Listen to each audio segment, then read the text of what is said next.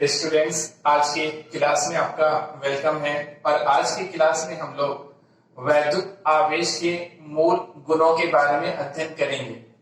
तो वैद्युत आवेश के मूल गुणों में चार यहाँ पर बोर्ड पे आप देख सकते हैं लिखा हुआ है। तो इन चारों में से सबसे पहला जो है वो है आवेशों का योज्यता। आवेशों का योज्यता, ये आवेश का वह गुण होता है जिसके अंतर्गत ये आप कह सकते हैं कि अगर किसी निकाय में एक से ज्यादा आवेश है तो उन आवेशों को बीजगणितीय रूप से जोड़ा जाएगा। यानी कि अगर एक से ज्यादा आवेश है तो कुल आवेश अगर आपको निकालने के लिए कहा जाए तो कुल आवेश क्या होगा, उन आवेशों का बीजगणितीय योग होगा। यानी बीजगणितीय रूप से जिस तरह से हम लोग चीजों को जोड़ देते हैं उसी तरह से आवेश को भी जोड़ा जाएगा, क्योंकि आवेश एक अदिश राशि होता है। यह सदिश राशि नहीं होता, अदिश राशि होता है। यानी इसमें सिर्फ परिमाण होता है, दिशा नहीं होता है। और जिस राशि में सिर्फ परिमाण होता है, दिशा नहीं होता है, तो उसे हम लोग बीजगणितीय रूप से जोड़ते हैं। तो जैसे कि आप यहाँ पर देख सकते हैं कि मान लेते हैं कि कोई सिस्टम है, कोई निकाय है और इसमें यहाँ पर 2 कूलम चार्ज है, यहाँ पर 3 कूलम चार्ज है, यहाँ पर 5 कूलम चार्ज है और यहाँ पर अगर -6 कूलम चार्ज है। ठीक है, तो अगर इन सब को अगर जोड़ना है, कुल चार्ज अगर निकालना है तो कुल चार्ज यानी कुल आवेश अगर आपको निकालना है तो कुल आवेश हो जाएगा, 2 से इंडिकेट करेंगे कुल आवेश को। तो यहां से हम लोग लिखेंगे 2 कूलम प्लस यहां से लिखेंगे 3 कूलम प्लस यहां से लिखेंगे 5 कूलम और प्लस यहां से लिखेंगे, ये माइनस में तो प्लस करके माइनस ब्रैकेट में लिखेंगे -6 कूलम।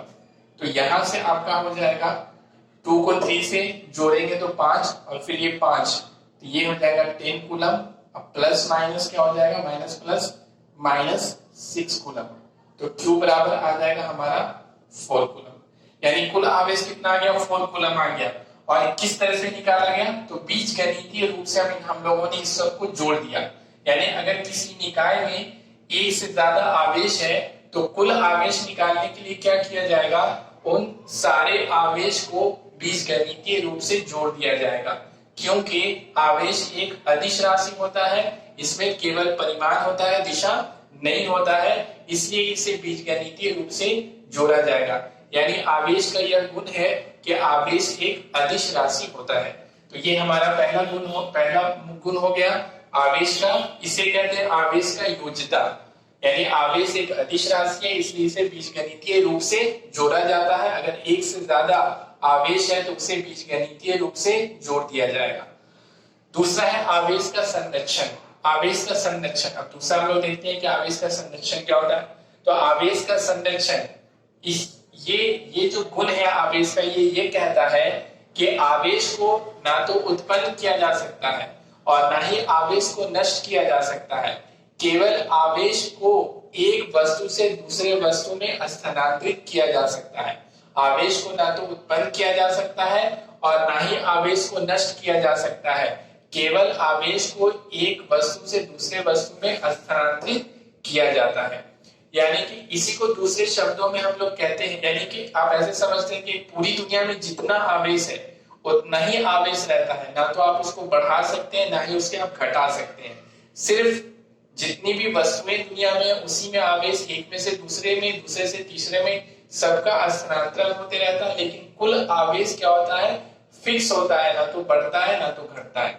इसी को हम लोग कहते हैं कि कोई भी अगर अकेला कोई निकाय है, आइसोलेटेड सिस्टम है, तो उस अकेले निकाय में कुल आवेश संरक्षित रहता है। ना तो बढ़ सकता है ना तो घट सकता है। समय के साथ साथ ना तो बढ़ेगा ना तो घटेगा। अगर आप उसको एक जगह से दूसरे जगह भी ले जाए तो भी ना तो वो बढ़ेगा ना ही घटेगा। जैसे आप यहाँ पे देख सकते हैं, मान लेते हैं कि ये कोई निकाय है, ये कोई सिस्टम है और इस सिस्टम में कुल आवेश कितना है शुरू में, तो 2 coulomb plus 3 coulomb, 2 coulomb plus 3 coulomb plus 5 coulomb और यहाँ पर इसको भी हम लोग जोड़ देते हैं 6 कूलम। तो सबको अगर जोड़ देंगे तो ये कितना आ जाएगा, तो ये हमारा 1 मिनट लाइट करते हैं। तो देखिए ये हम लोग का कितना हो जाएगा, तो ये हो जाएगा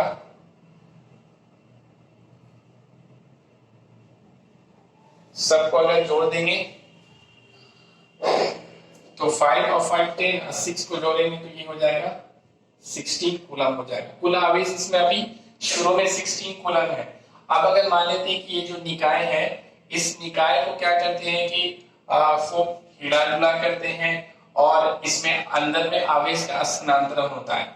अब उसके बाद या फिर इसको यहाँ से कहीं दूसरे जगह ले जाते हैं और उसमें क्या होता है कि आवेश का स्थानांतरण हो गया, हिला डुला के आवेश का स्थानांतरण हो गया।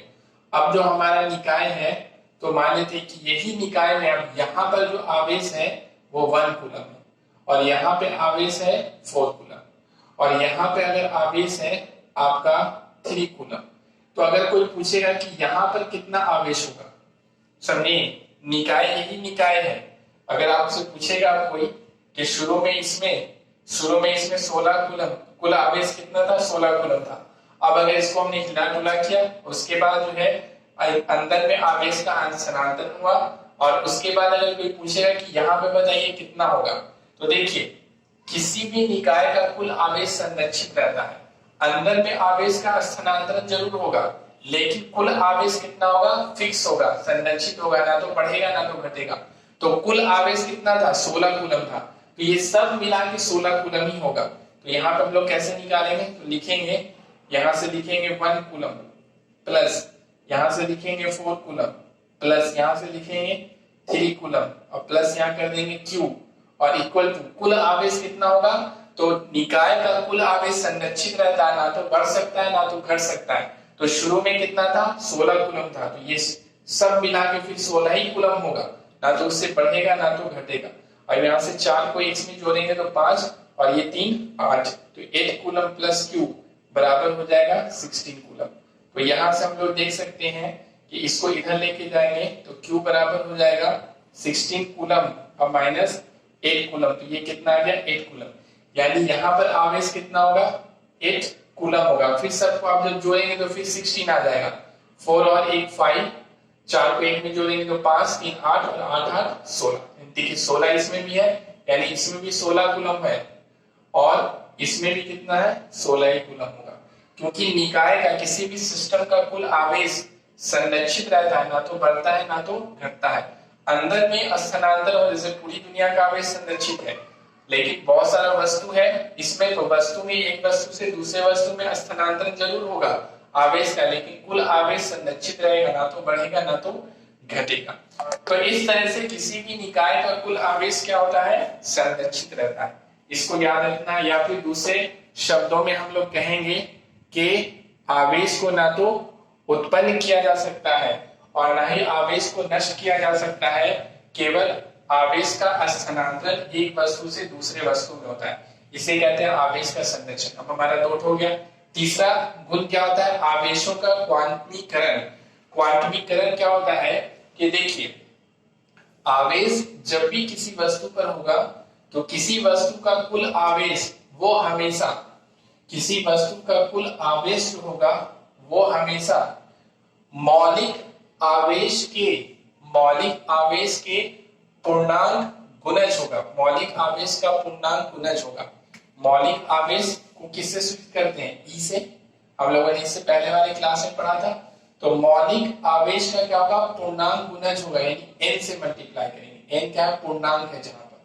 तो किसी वस्तु का कुल आवेश कितना होगा, कुल आवेश हमेशा मौलिक आवेश का पूर्णांक गुणज होगा, जहां n बराबर क्या है, ये पूर्णांक है। n बराबर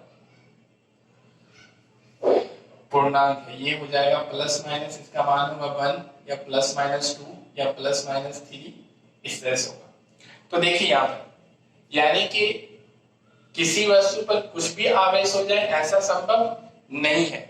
जब भी आवेश होगा तो वो हमेशा ई का पूर्णांक गुणज होगा। जैसे या तो n का मान अगर 1 रखेंगे तो ये प्लस 1 ई होगा, तो यहां से हम लोग देख सकते हैं कि +1 इंटू ई का मान कितना होता है, तो मौलिक आवेश होता है 1.6 इंटू 10⁻⁻19 कूलम। तो ये हो गया हमारा +1.6 इंटू 10⁻⁻19 कूलम। या फिर -1 ई होगा किसी भी वस्तु का, ये -1 इंटू 1.6 इंटू 10⁻⁻19 कूलम। तो यहाँ पर हो जाएगा -1.6, इसको इससे मल्टीप्लाई करेंगे, गुना करेंगे, तो ये आएगा 10⁻⁻19 कूलम। या फिर होगा ए का मान अगर 2 भरेंगे तो +-2, तो +2e होगा या -2e होगा। तो +2 इंटू ई का मान भरेंगे तो 1.6 इंटू 10⁻⁻19 कूलम। तो 16 को 1.6 को 2 से मल्टीप्लाई करेंगे तो 3.2 इंटू 10⁻⁻19 कूलम। इसी तरह से इसका वैल्यू होगा -3.2 इंटू 10⁻⁻19 कूलम। तो यहाँ पे आप देख रहे हैं कि हमेशा ई का पूर्णांक गुणज होकर के हमें किसी भी वस्तु पर आवेश मिलेगा, समझे। इसी तरह से अगर n का मान 3 भरेंगे तो ये हो जाएगा +3e या फिर -3e, तो इसका मान हो जाएगा -4.8 इंटू 10⁻⁻19 कूलम। डायरेक्टली मल्टीप्लाई करके लिख दे रहे हैं प्लस में, और इसका माइनस में होगा 4.8 इंटू 10⁻⁻19 कूलम होगा। तो इस तरह से किसी भी वस्तु पे आवेश जो होगा वो ई का हमेशा पूर्णांक गुणज होगा। ऐसा संभव नहीं है कि आवेश हो जाए कितना, वो आवेश हो जाए आपको 1.5 +1.5 ई, ऐसा आवेश नहीं हो सकता है। इस तरह से +1.5 इंटू ई का मान कितना होगा 1.6 इंटू 10⁻⁻19 कूलम। तो यहाँ पर अगर आप मल्टीप्लाई करेंगे, गुना करेंगे दोनों में, तो गुना करने से आपको जो मान मिलेगा आपको 2.4 मिलेगा। यहाँ पे मिलेगा आपको 2.4 इंटू 10⁻⁻19 कूलम। लेकिन ये संभव नहीं है क्योंकि हमेशा आवेश ई का पूर्णांक गुणज होता है, 1.5 नहीं हो सकता है। इसी तरह से -1.5 ई इस तरह से गुना होकर आवेश नहीं हो सकता है, या फिर 1.2 इंटू ई इस तरह से गुना होकर आवेश नहीं हो सकता है किसी वस्तु पर। जैसे आप देखिए पेन हमेशा जब भी होगा तो 1 होगा, या तो 2 होगा, या तो 3 होगा, या तो 4 होगा। ऐसा संभव नहीं है कि 1.5 पेन हो, 2.5 पेन हो, 3.5 पेन हो, ऐसा संभव नहीं है। इसी तरह से आवेश जब भी होगा तो ई का पूर्णांक गुणज होगा, 1e, 2e, 3e, 4e, इस तरह से आवेश हमेशा होगा किसी भी वस्तु पर। इसे हम लोग कहते हैं आवेशों का क्वांटमीकरण। इस गुण को कहा जाता है आवेशों का क्वांटमीकरण कहते हैं इसे। यानी आवेश जब भी होगा वो मौलिक आवेश का पूर्णांक गुणज होगा। इस तरह से ही हमें आवेश किसी वस्तु पर हो सकता है, समझे। ऐसा संभव नहीं है कि 1.5 ई हो जाए, 1.2 ई हो जाए, 1.3 ई हो जाए, इस तरह से गुना होकर आवेश किसी वस्तु पर हमें मिल जाए, ऐसा संभव नहीं है। तो ये भी हमारा हो गया, ये वाला गुण हो गया।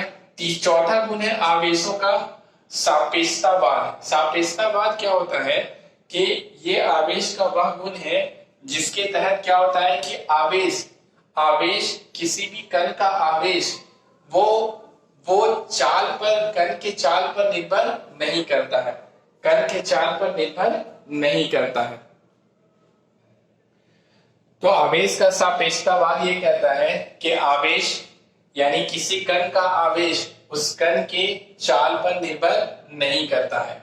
यानी कि अगर किसी कण को, जैसे आप इलेक्ट्रॉन को ले लें और उस इलेक्ट्रॉन को अगर बहुत तेजी से मूव कराएं, बहुत तेजी से उसे चलाएं, प्रकाश की चाल यानी प्रकाश की चाल जो होती है कम से कम उसके लगभग, उससे थोड़ा सा कम चाल से भी अगर आप उसको चलाते हैं तो भी, यानी कि प्रकाश की चाल से भी अगर आप उसको चला देते हैं तो भी क्या होगा कि इलेक्ट्रॉन पर जो आवेश होगा, उससे थोड़ा सा कम पे भी चलाएंगे तो भी जो इलेक्ट्रॉन पर आवेश होगा वो उतना ही रहेगा, बदलेगा नहीं। यानी कि आवेश चाल के साथ बदलता नहीं है। जबकि अगर हम लोग द्रव्यमान की बात करें तो किसी भी वस्तु का द्रव्यमान चाल के साथ बदल जाता है। यानी अगर कोई वस्तु चलने लगता है तो उसके द्रव्यमान बदल जाता है, लेकिन ऐसा आवेश के साथ नहीं होता है। द्रव्यमान भी किसी वस्तु का मूल गुण होता है और आवेश भी किसी वस्तु का मूल गुण होता है, लेकिन आवेश के साथ ये है कि आवेश का सापेक्षतावाद ये कहता है कि आवेश चाल पर निर्भर नहीं करता है, यानी कण का अगर चाल बदलता भी है तो उस पर का आवेश बदलता नहीं है। तो ये हमारा 4 गुण है वैद्युत आवेश का। जो 4 मूल गुण है उसमें एक हो गया आवेशों का योज्यता, दूसरा आवेशों का संरक्षण, तीसरा आवेशों का क्वांटमीकरण और चौथा है आवेशों का सापेक्षतावाद होता है। आवेशों का योज्यता ये कहता है कि आवेश एक सदिश राशि होता है, इसलिए आवेशों को बीजगणितीय रूप से जोड़ा जाता है। आवेशों का संरक्षण ये कहता है कि आवेश को ना तो हम लोग उत्पन्न कर सकते हैं और ना ही आवेश को नष्ट किया जा सकता है, सिर्फ आवेश का एक वस्तु से दूसरे वस्तु में स्थानांतरण होता है। यानी कि दूसरे शब्दों में किसी भी निकाय का कुल आवेश क्या होता है, संरक्षित रहता है, ना तो बढ़ सकता है ना तो घट सकता है। चौथा आवेशों का क्वांटमीकरण। आवेशों का क्वांटमीकरण ये कहता है कि ये गुण आवेश का ये है कि ऐसी किसी भी वस्तु पे आवेश जब भी होगा वो मौलिक आवेश का पूर्णांक गुणज होगा, यानी कि 1e 2e 3e -1e -2 ये सब तो हो सकता है, लेकिन 1 + 1.5e -1.5e यानी 1.5 2.5 इस तरह का आवेश e के साथ गुना होके नहीं हो सकता है। और चौथा ये कहता है आवेश का सापेक्षतावाद ये कहता है कि आवेश चाल पर निर्भर नहीं करता है, चाल के बदलने से आवेश कण का नहीं बदलता। तो ये सारी बातें आपको डिस्क्रिप्शन में लिखा हुआ मिलेगा वीडियो के, वहां से आप अपनी कॉपी में नोट्स कर सकते हैं। अब इसके आगे हम लोग नेक्स्ट में पढ़ेंगे, अगले क्लास में पढ़ेंगे। ओके, तब तक के लिए थैंक यू।